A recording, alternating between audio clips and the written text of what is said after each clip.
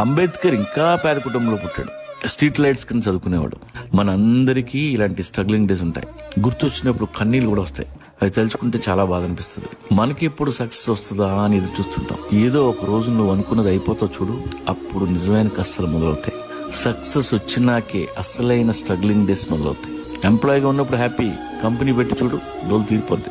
Struggling days లో maximum ఉంటే mess problem, room rent problem. అసలు ఈ కష్టాలే కావు. ఒక పూట తినకపోయినా ఏం కాదు. వారానికి ఒకసారి ఏ ఆదివారం ఓ 1/2 కేజీ చికెన్ తెచ్చుకుంటే పండగ. ఎప్పుడైనా ఎవడైనా చల్లని బీర్ ఇప్పిస్తే కార్నివల్ లా ఉంటది. నమ్మండి, those are the best days. కర్మ గాలి, మీరు అనుకున్న సక్సెస్ వచ్చేస్తే సంకనాగిపోతారు. మొదటిసారి కారు కొన్నప్పుడు రోజుకి 2 సార్లు తుడుస్తాం. కారులో అన్ని ఫ్యూచర్లు గుర్తుంటాయి. గీత పడితే తట్టుకోలేవు. అదే సక్సెస్ వచ్చినాక 5 స్టార్ హోటల్లో నువ్వు ఏం తింటున్నావో నీకు తెలియదు. పెళ్ళాం పిల్లలు ఎలా ఉన్నారో ఎక్కడ ఉన్నారో తెలియదు. కావాలంటే సక్సెస్ వచ్చిన అడగని చెప్తాడు.